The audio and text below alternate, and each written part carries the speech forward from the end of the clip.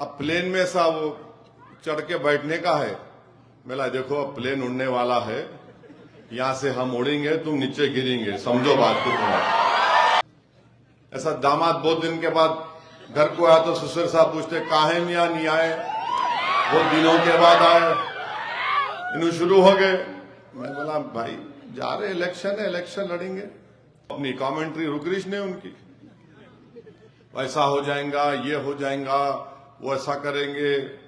अब प्लेन में सा वो चढ़ के बैठने का है। मेला देखो अब प्लेन उड़ने वाला है, यहां से हम उड़ेंगे, तुम नीचे गिरेंगे, समझो बात को तुम्हारा। बोले कैसा?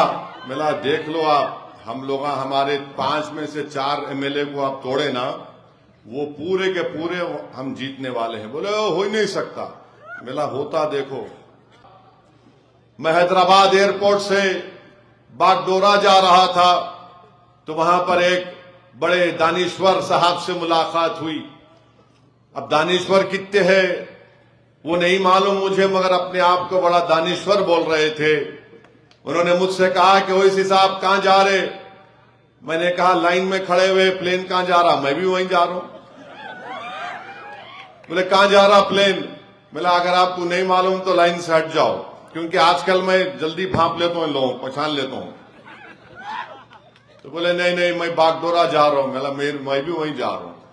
नहीं क्या, क्यों जा रहे आप? अरे मैं बोला ये थकावा था, मैं रात में देर से आया, ज्यादा ही अब तफ्तीश शुरू कर दी हजरत पुलिस के। ऐसा दामाद बहुत दिन के बाद घर को आया तो ससुर साहब पूछते काहे मियां नहीं आए, बहुत दिनों के बाद आए, इन्हों शुरू हो गए। मैं बोला भाई जा रहे, इलेक्शन है, इलेक्शन लड़ेंगे। तो ले नहीं मत जाओ, आप पूरा आवाम गठबंधन को वोट डाल रही। बोला अच्छा खामो बैठा, सुनना पड़ता, लोग अपनी अपनी राय देते।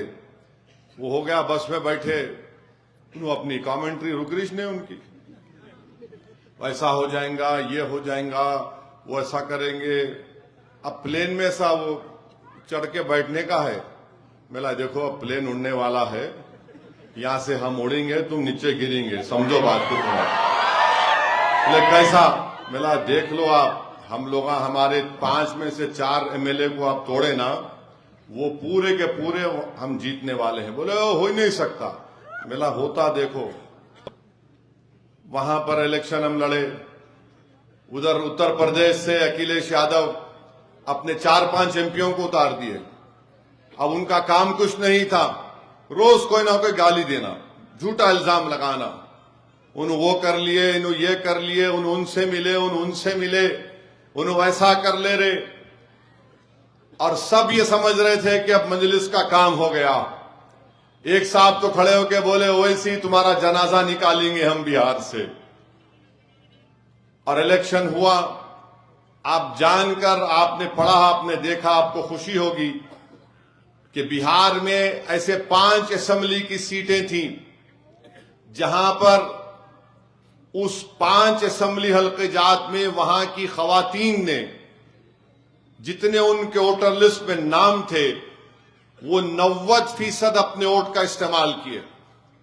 अगर खवातीन के वोट मिसाल के तौर पर समझिए 50,000 थे तो उन्होंने 40,000 वोट अपने इस्तेमाल किए। वो 5 में से 3 असेंबली हल्के मजलिस जीती। और वन साइड हमारी मां और बहन ने कहा कि पतंग छाप को वोट देंगे। अब इलेक्शन हो गया, उसके बाद मैं शुक्रिया अदा करने के लिए गया। तो जब मैं एक हलके में गया तो वहां पर एक 10-15 खवातीन थे। तो मैं चल के जा रहा था तो बोले ठहरो, आपसे बात करना है। मैंने कहा बोलिए। तो उन्होंने कहा कि हम लोग राजद के हैं, माने लालू की पार्टी को राजद बोलते बिहार में, हम लोग राजद पार्टी के वोटर हैं।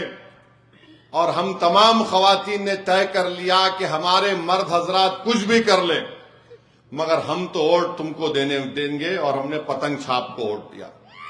अब जो घर में राजद का झंडा लगा हुआ है, वहां के खवातीन ने कहा कि पतंग छाप को वोट देंगे।